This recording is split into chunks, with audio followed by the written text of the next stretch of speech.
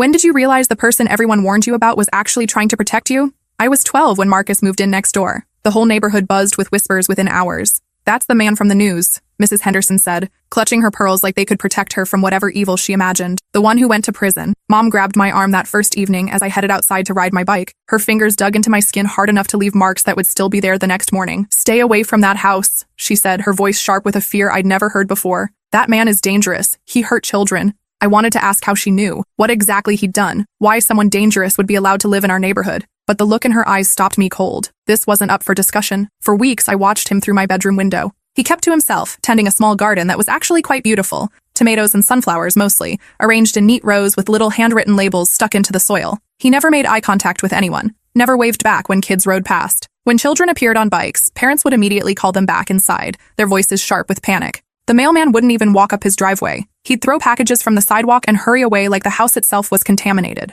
Mrs. Patterson from across the street started a phone tree, calling every parent whenever Marcus left his house. He's headed toward the school, she'd whisper into the receiver. Better keep the kids inside today. The Homeowners Association held an emergency meeting to discuss the situation. I wasn't supposed to know about it, but I heard Mom on the phone with Mrs. Chen, their voices low and worried. We've contacted a lawyer, Mom said. There has to be something we can do, some way to get him out of here. But apparently there wasn't. Marcus had served his time, whatever that time had been for. He had every legal right to live wherever he wanted, even if that somewhere was right next door to families with children. But I noticed things others didn't. Little things that made me question everything the adults were saying, like how he'd leave his porch light on until exactly 4:15 p.m. every weekday, which was precisely when I got home from school, even though he worked nights at the warehouse. I'd see him watching from his kitchen window as I walked up our driveway, and only then would the light click off, how he'd suddenly appear to water his plants whenever the Parker boys followed me down our street, and they'd mysteriously decide to take a different route home. At first, I thought it was coincidence, but it happened too many times to be random. How his curtains would twitch whenever I walked past, like he was keeping watch, not in a creepy way, more like a guard dog checking for threats. I started paying attention to his routine. Every morning at 7:30 a.m., he'd leave for his night shift at Morrison's warehouse, dressed in a simple blue uniform with his name embroidered on the pocket. He drove a beat-up Honda Civic that looked like it had seen better decades. He'd return at 6 a.m., park in his driveway, and go straight inside without looking around. On weekends, he'd work in his garden, but the moment children appeared outside, he'd pack up his tools and disappear. If a kid's ball rolled into his yard, he'd throw it back over the fence without coming outside. When Girl Scouts came selling cookies, he'd leave money in an envelope taped to his door with a note saying to keep the change. It was like he was trying to be invisible. Mrs. Henderson organized what she called safety patrols, parents taking turns walking the neighborhood, keeping an eye on Marcus's house. They'd write down when he left, when he returned, who visited him, no one ever did, what packages he received. We need to document everything, she announced at the next homeowners meeting, in case something happens. But what struck me was how hard Marcus worked to avoid giving them anything to document. He never lingered outside, never spoke to neighbors unless directly addressed, and even then his responses were brief and polite. Never played music loud enough to hear. Never had parties or visitors. If he was a predator, he was the most antisocial predator I'd ever heard of. One evening in October, I was walking home late from the library when 3 older boys cornered me behind the gas station. Jake Morrison and his friends, the same ones who'd been making my life hell since middle school started. Look what we got here, Jake sneered, shoving me against the brick wall hard enough to scrape my shoulders. Little bookworms all alone. Jake was the kind of kid who'd been held back twice and was already shaving in 7th grade. His friends, Tyler and Brett, were smaller but mean in that pack animal way that made them dangerous. They went through my backpack, laughing as my books scattered across the dirty pavement. One of them grabbed my math homework, the assignment I'd spent 3 hours perfecting, and tore it in half. Another kicked my water bottle, sending it rolling into the gutter, where it landed in a puddle of something that smelled like rotting food. Please, I said, hating how my voice cracked. Just leave me alone. Ah, little baby's gonna cry, Jake taunted, shoving me harder against the wall. The rough brick caught my jacket and tore a hole near the shoulder. Maybe we should teach you some manners. Show you what happens to freaks who think they're better than everyone else. Tyler pulled out his phone and started recording. This is gonna be great, he laughed. We can put it online. Show everyone what a loser you are. I closed my eyes, wishing I could disappear. Mom was going to kill me for coming home late. The librarian had warned us about walking alone after dark. I should have called for a ride. Should have asked someone to walk with me. Should have done anything except put myself in this situation. That's when Marcus appeared. He didn't run or shout or announce himself dramatically. He just stepped out from behind the dumpster where he must have been taking out trash from the Chinese restaurant and asked quietly, "Problem here?" His voice was calm, almost conversational, but something about it made the hair on my arms stand up. He wasn't a big man, maybe average height, lean build, the kind of person you wouldn't notice in a crowd. But the way he stood, the way he looked at the boys without blinking, suggested someone you really didn't want to mess with. The boys looked up, and I watched recognition flash across their faces. Jake's cocky grin disappeared instantly. His friends took a step back, suddenly looking very young and very scared. "No problem, mister," Jake stammered, his voice completely different from the confident bully tone he'd been using seconds earlier. We were just leaving, Marcus said, his voice still calm but carrying an edge that made even me nervous. Yeah, Tyler agreed quickly, stuffing his phone back in his pocket. We were just leaving. Within seconds, all three of them were gone, leaving my things scattered everywhere and me standing there shaking. Marcus knelt down and helped me collect my books. Up close, I could see the deep sadness in his eyes, lines around them that spoke of sleepless nights and old pain. His hands were gentle as he straightened the pages of my torn notebook, careful not to make the damage worse. You okay? He asked, handing me my backpack. I nodded, not trusting my voice. They hurt you? I shook my head. The brick wall had scraped my shoulders, but that was nothing compared to what might have happened if he hadn't shown up. Good. He stood up, brushing dirt off his knees. You should get home. It's getting dark. Thank you, I whispered. He nodded but didn't smile, just turned and walked back toward the dumpster, shoulders hunched like he was carrying the weight of the world. I made it home just as Mom was starting dinner. She took one look at my torn jacket and the scrapes on my hands and immediately launched into protective parent mode. What happened? Are you hurt? Where have you been? I told her about staying late at the library, about the boys cornering me, about someone scaring them away. I didn't mention who that someone was. This is exactly why I don't want you walking alone after dark, she said, dabbing antiseptic on my scraped palms. There are dangerous people out there. The irony wasn't lost on me. The dangerous person everyone warned me about had just saved me from actual danger. The next day, Mom was waiting when I got back from school. Her face was white with fury, and I knew immediately that someone had seen me with Marcus. Mrs. Chen saw you talking to him, she said, her voice shaking with a mixture of fear and anger. I specifically told you to stay away from that monster. But Mom, he just helped me. Don't you dare defend him, she snapped, and I was shocked by the venom in her voice. Mom rarely raised her voice. Never use that tone with me. Do you have any idea what kind of man he is? What he did to children before he went to prison? I tried to explain about the bullies, about how Marcus had just been taking out trash and happened to be there, about how he'd never even really talked to me. But Mom wasn't listening. She was already grabbing her keys. We're going to see Pastor Williams, she announced. Right now. The drive to the church was silent and tense. Mom's knuckles were white on the steering wheel, and she kept glancing at me in the rearview mirror like I might disappear. Pastor Williams met us in his office, which was decorated with crosses of every size and material, family photos showing 3 generations of smiling people,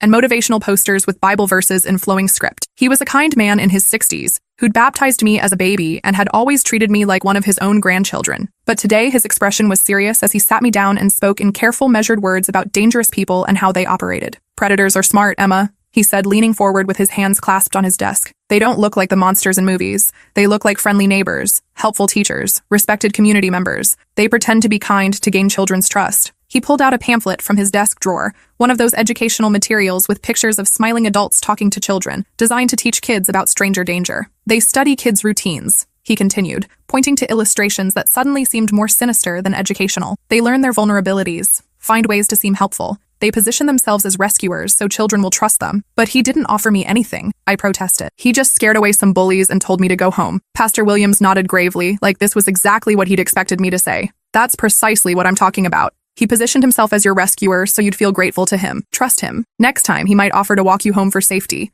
Then maybe invite you inside for a snack or to use the bathroom. He opened the pamphlet to a page showing the progression of predatory behavior. The slow escalation from helpful stranger to dangerous situation. That's how these men operate, sweetheart. They're patient. They build relationships slowly. They make children feel special, chosen, protected. Mom squeezed my shoulder, her grip tight enough to hurt. This is why you need to report any contact immediately, before you become his next victim. I nodded and promised to stay away, but something didn't add up in my 12-year-old brain. If Marcus was hunting for victims, why did he avoid children completely? I'd been watching him for weeks, and I'd never seen him try to talk to any kid in the neighborhood. When the elementary school bus stopped at our corner every morning, he'd retreat inside his house until it left. When parents walked by with strollers, he'd turn away or find something to do in his backyard. If children's toys ended up in his yard, he'd throw them back over the fence without coming outside. For someone supposedly targeting kids, he sure went to a lot of trouble to avoid them. Over the next few weeks, I became obsessed with watching Marcus. Not because I wanted to talk to him. Mom had made her position on that crystal clear, but because I was trying to understand the disconnect between what adults were telling me and what I was seeing with my own eyes. I started keeping a notebook, documenting everything I observed. My scientific approach to the situation would have made my science teacher proud if I'd been studying anything other than our neighbor's daily routine. Every morning at 7:30 a.m. sharp, he'd leave for his night shift at Morrison's warehouse, dressed in that same blue uniform with Marcus embroidered on the pocket. The warehouse was on the other side of town, past the industrial district where most kids never went. He'd return at 6 a.m. looking tired, park his beat-up Honda in the driveway, and go straight inside without looking around or lingering. On weekends, he'd work in his garden, and this was where his behavior got really interesting. He'd positioned his small vegetable plot so he had a clear view of the bus stop where elementary kids waited each morning, but also so he could retreat quickly if any of them approached. I watched him plant tomatoes, sunflowers, green beans, and herbs in neat rows with little handwritten labels. His garden was beautiful, clearly the work of someone who cared about growing things properly. But the moment children appeared outside, he'd pack up his tools and disappear inside. It was starting to feel less like stalking behavior and more like protection. One Saturday morning, I decided to test my theory. Instead of staying inside like Mom preferred, I sat on our front porch with a book, clearly visible from Marcus's yard. Sure enough, within minutes of settling into the porch swing, I saw his curtains twitch. But he didn't come outside, didn't try to talk to me, didn't even wave. Instead, he stayed at his window, and I realized he was watching the street. When a white van I didn't recognize drove slowly past our house, Marcus moved to a different window to keep it in sight. When it turned around and came back, he stepped onto his porch. The van kept driving, but Marcus stayed outside for another 10 minutes watching. When I told Mom about the van, she was immediately concerned. What kind of van? Did you see who was driving? But when I mentioned that Marcus had been watching it too, her expression changed. He was probably the one driving it earlier, she said dismissively. Predators often case neighborhoods, looking for opportunities. That didn't make sense to me. If Marcus was casing our neighborhood, why would he then stand on his porch to scare himself away? I started paying more attention to the details Mom and other adults seemed to miss or dismiss. Like how Marcus had installed motion sensor lights around his property, not just for his own protection, but positioned to illuminate the street in front of our house and the Chen's house next door. How he'd started parking his car in his driveway instead of his garage, creating a clearer line of sight to the street. How he'd trimmed the hedge between our properties so it wouldn't block his view of our front door. If I didn't know better, I'd think he was setting up a security system to protect the neighborhood. One afternoon, I decided to test my theory more directly. Instead of walking straight home from school, I took a detour through Riverside Park where older kids sometimes hung out smoking cigarettes and causing trouble.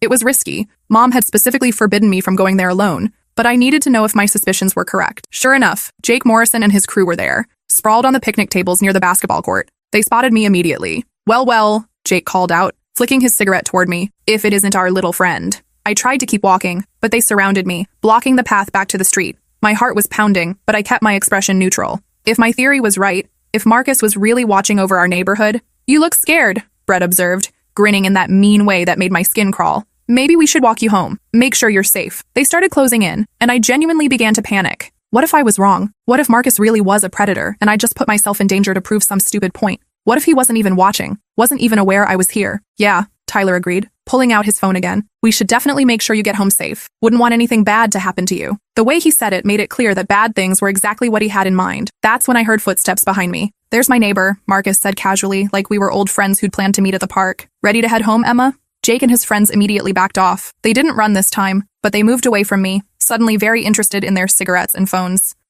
Yeah, I managed, my voice only shaking a little. "Ready." Marcus walked beside me in comfortable silence until we reached the edge of the park. Then he stopped. "That was reckless," he said quietly without looking at me. "You put yourself in danger to see if I'd show up." I stared at him in shock. "How did you—" "I know what it looks like when someone's testing boundaries," he said, finally meeting my eyes. "I've seen it before. Don't do it again. Those boys are more dangerous than you realize." "How did you know I was there?" "I didn't. I was walking to the store and heard voices. Recognized yours." He started to walk away, then turned back. "And Emma? Next time you want to know something about me, just ask. Don't put yourself at risk for answers." That night, I lay in bed thinking about his words. How had he known I was testing him? And why did he seem more concerned about my safety than angry about being watched? I decided to take his advice. The next Saturday, I found him in his garden and approached the fence between our yards. He looked up from weeding his tomato plants, surprised but not unwelcoming. "You said I could ask," I said, gripping the chain-link fence between us. He set down his small shovel and gave me his full attention. Up close, I could see that his eyes weren't just sad. They were haunted, like someone who'd seen things he wished he could forget. "Why does everyone think you hurt children?" His face went very still. For a long moment, he didn't answer. I could hear birds chirping, a dog barking somewhere down the street, the distant sound of someone mowing their lawn. Then he sighed deeply, like he was releasing a breath he'd been holding for years. "Because I did hurt someone," he said finally, "just not the way people think." Before I could ask what he meant, Mom's voice cut across the yard like a whip. "Emma Marie Johnson, get away from that fence right now." She was standing on our porch, phone in hand, looking ready to call 911. I started. "Inside. Now." The tone of her voice told me this wasn't up for discussion. That evening, Mom sat me down for the most serious conversation of my life. She'd called Pastor Williams, who'd called someone at the police station, who'd reminded her of Marcus's parole restrictions. Apparently, talking to minors was a violation that could send him back to prison. "Do you understand what you've done?" Mom asked, her voice thick with worry and anger. "You could have sent him back to prison. And worse, you could have put yourself in terrible danger." "But he didn't do anything wrong," I protested. "He just answered my question." "That's not the point," Mom said, running her hands through her hair in frustration. "The point is that you deliberately disobeyed me. You put yourself at risk. You interfered with a convicted criminal's parole. I wanted to tell her about the bullies, about how Marcus had never made me feel unsafe, about all the little things that suggested he was protecting rather than hunting. But I could see the fear in her eyes was real, and arguing would only make things worse. Promise me, she said, gripping my shoulders. Promise me you'll stay away from him. No more watching, no more questions, no more contact of any kind. I promised, but I couldn't stop thinking about what Marcus had said. He'd hurt someone, but not the way people thought. What did that mean? Late that Thursday night, I heard shouting from Marcus's yard. I peeked through my curtains and saw 3 men surrounding him on his front lawn. They were all bigger than Marcus, dressed in dark clothes, their faces twisted with anger. "We know what you did," one of them yelled, shoving Marcus backward. "We know why you were in prison, you sick freak. Kids aren't safe with you around," another shouted, pushing him from a different direction. Marcus stumbled but didn't fight back, didn't even raise his hands to defend himself. "Maybe we should take care of this problem ourselves," the third one said, and something about his tone made my blood run cold. Save the taxpayers some money. Marcus just stood there, hands at his sides, taking every insult and threat. He never raised his voice, never fought back, never even tried to defend himself. "I understand why you're angry," he said quietly, his voice calm despite being surrounded by 3 men who clearly wanted to hurt him. "I understand why you don't want me here." "Then leave," the first man spat. "Get out of our neighborhood before something bad happens to you." "We've got kids," another added. "We're not going to stand by and let some child molester live next door to our families." That's when Marcus looked up, directly at my window. Our eyes met for just a second, and I saw something I didn't expect. Not guilt or anger or fear, just exhaustion, the kind of bone-deep tiredness that comes from carrying a burden for too long. "I've never hurt a child," he said, still looking at my window. "I never would." "Yeah, right," one of the men scoffed. "That's what they all say." The men eventually left, but not before making it clear they'd be watching him. I stayed at my window watching Marcus stand alone in his yard for nearly an hour. Finally, he went inside, and I saw his kitchen light stay on until dawn. The next morning, there was a note taped to our mailbox. In careful, neat handwriting, it read, "Check the news archives, March 15th, 2018, the real story." I waited until Mom left for her Saturday errands, then rode my bike to the public library downtown. The reference librarian, Mrs. Martinez, helped me access the newspaper archives on one of the computers. My hands shook as I typed in the date Marcus had specified. March 15th, 2018. There it was, buried on page 3 of the local section with a headline that made my heart stop. "Local man sentenced for assault on registered sex offender." My stomach dropped as I read the first paragraph. The article wasn't about Marcus being dangerous. It was about him being arrested for attacking someone else, someone who was the actual predator. According to the report, Marcus Torres had discovered that his neighbor, David Kellerman, was sexually abusing multiple children in their neighborhood. The article was sparse on details, but it painted a picture that was completely different from what everyone in our current neighborhood believed. Marcus had been living in a different part of town 3 years ago. He'd noticed strange patterns around Kellerman's house, children going in happy and coming out upset, parents dropping kids off for tutoring sessions that seemed to leave the children traumatized, a pattern of behavioral changes in neighborhood kids that concerned him. When police failed to act on Marcus's reports, he'd confronted Kellerman directly. The confrontation turned violent, and Marcus was arrested for assault and battery. But buried deeper in the article was a quote from Detective Sarah Mills that changed everything. While Mr. Torres's actions were legally wrong, his persistence in reporting suspected abuse likely prevented further victimization. Several children have since come forward with allegations against Mr. Kellerman, who is now facing multiple felony charges. I kept reading, my hands trembling as I scrolled through related articles. David Kellerman had been living in Marcus's old neighborhood for over a decade. He'd been a respected member of the community. He ran a youth group at the local community center,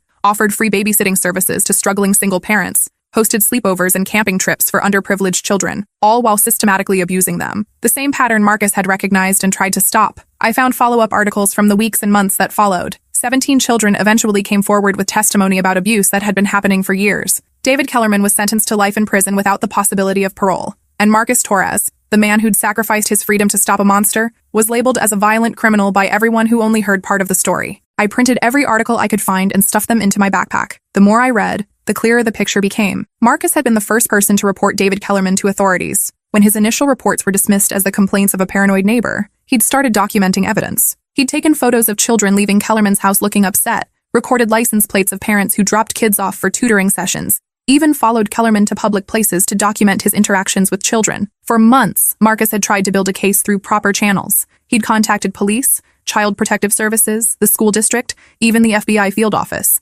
Everyone told him the same thing. Suspicion wasn't evidence, and they needed more than one man's accusations to launch an investigation, so Marcus decided to get the evidence himself. According to court records I found in the library's legal database, Marcus had confronted Kellerman directly, demanding he stop abusing children. When Kellerman laughed and threatened to have Marcus arrested for harassment, something in Marcus snapped. The fight sent Kellerman to the hospital with 3 broken ribs, a concussion, and a shattered wrist. It sent Marcus to prison for 3 years on assault charges. but it also opened the floodgates for Kellerman's victims to come forward. Within weeks of Kellerman's hospitalization, children started telling their parents what had been happening during those tutoring sessions and camping trips. The investigation expanded rapidly as more victims were identified, more evidence was collected, more charges were filed. By the time Marcus was sentenced, David Kellerman was facing 17 counts of child sexual abuse, 43 counts of child pornography possession, and multiple counts of child endangerment. Marcus had been right about everything, and everyone had punished him for it. I sat in that library chair, staring at the computer screen, feeling sick about everything our neighborhood had gotten wrong. Every adult in our current community had failed to learn the truth about the man living among us.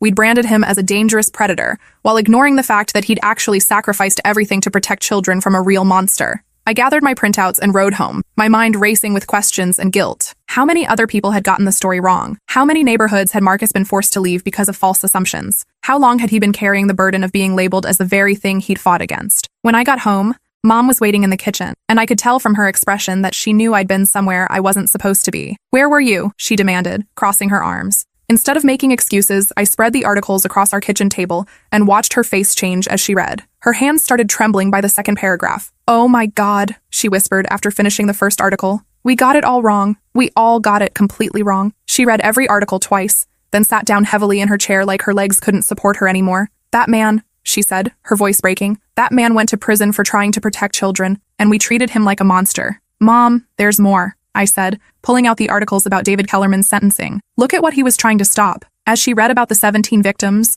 about years of systematic abuse, about a predator who'd used community trust to access vulnerable children, I watched my mother's worldview crack and reshape itself. "How did we get it so wrong?" she asked, tears starting to fall. "How did we completely miss the truth?" "Because everyone only heard part of the story," I said, and the part they heard made Marcus sound like the bad guy. That evening, Mom did something I'd never seen her do before. She walked across the yard and knocked on Marcus's door. I watched from the window as she handed him the printed articles and spoke quietly for several minutes. Marcus listened without interrupting, nodded a few times, then gently closed the door. When she came back inside, her eyes were red from crying. "What did you say to him?" I asked. "I apologized," she said simply. "And I told him I was ashamed of how we'd treated him." "What did he say?" "That he understood why we were scared. That he didn't blame us for wanting to protect our children." The next few days were chaos in our neighborhood. Mom started calling other parents, sharing what we'd learned. Some refused to believe it. Surely the newspapers had gotten it wrong. Surely there was more to the story. But others began to have the same doubts I'd experienced, the same nagging feeling that something hadn't added up. Mrs. Henderson was the hardest to convince. She'd been the most vocal about wanting Marcus removed from the neighborhood,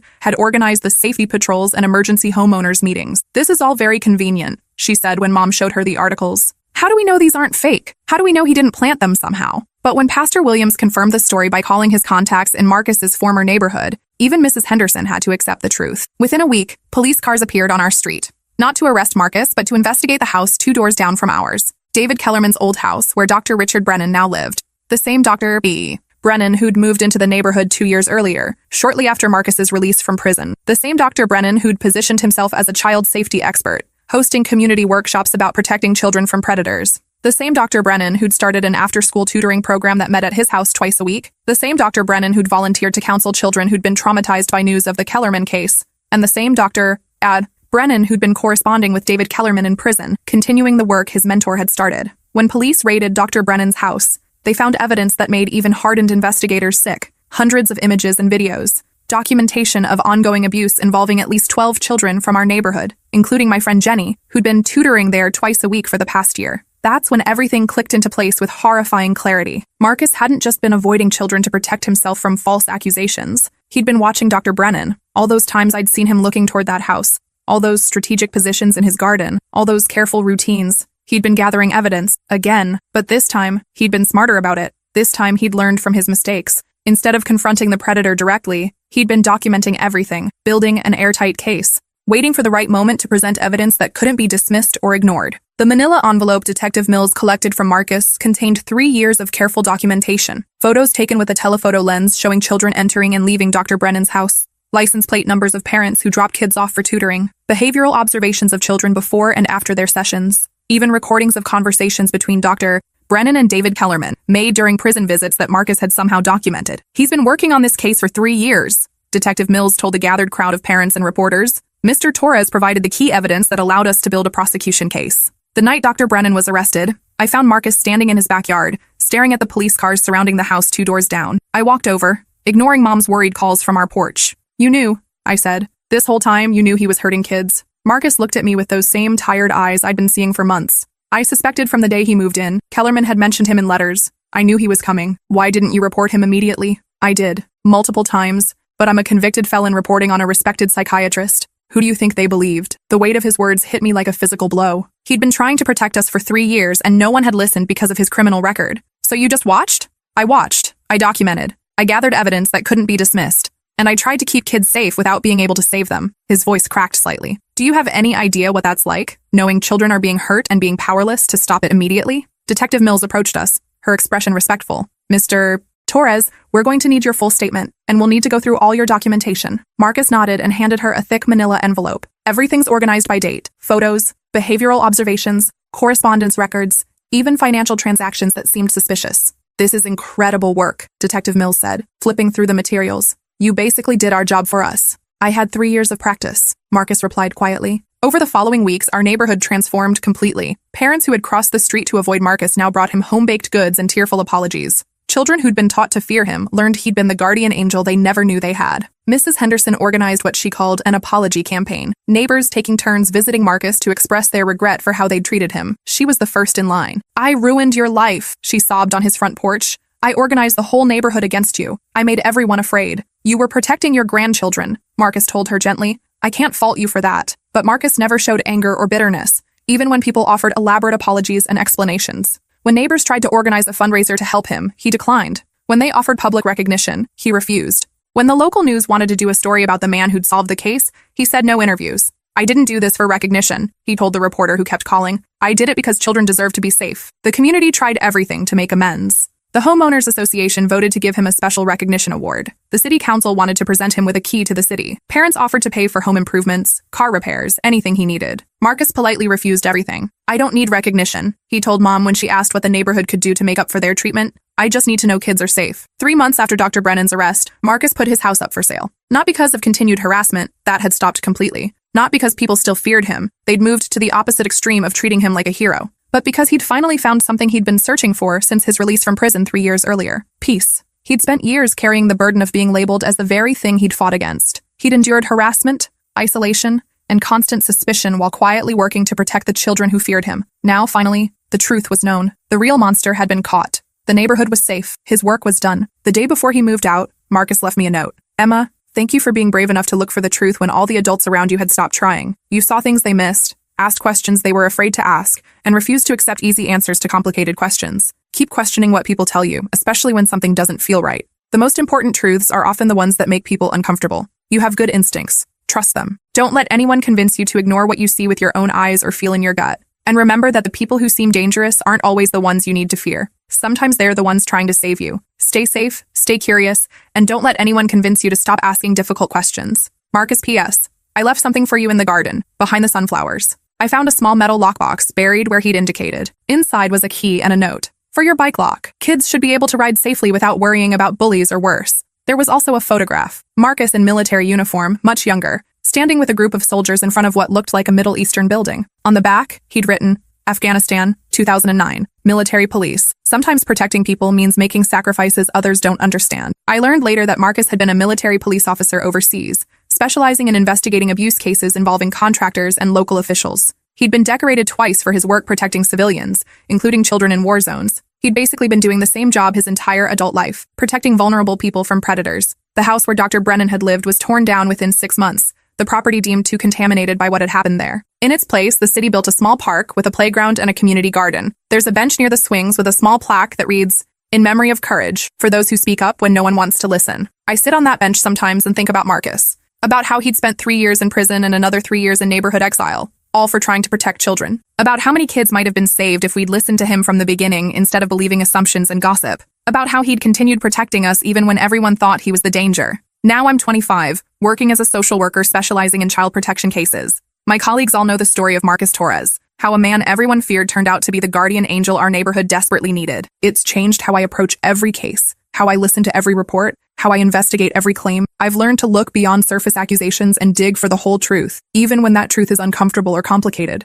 I've also learned to pay attention to the people others dismiss, the witnesses deemed unreliable because of their criminal records, the reporters whose past makes people uncomfortable, the advocates who ask difficult questions that make institutions defensive. Because sometimes the person everyone warns you about is the only one telling the truth. Sometimes the real monster is hiding behind community respect, professional credentials, and a friendly smile. And sometimes protection comes from the most unlikely places, from someone who's already lost everything but still refuses to stop caring. Marcus taught me that courage isn't about being fearless. It's about doing what's right even when the world punishes you for it, even when no one believes you, even when helping others costs you everything. Last month, I got a letter with no return address. Inside was a newspaper clipping about a child trafficking ring that had been exposed in another state, and a note in familiar handwriting. Some fights never end, but they're always worth fighting. Stay safe. Keep asking questions. A friend. I don't know if Marcus was involved in that investigation, but I hope he was. I hope he's somewhere out there, still watching out for kids who need protecting, still making sacrifices that others will never understand or appreciate, because the world needs more people like Marcus Torres. People who see danger others miss.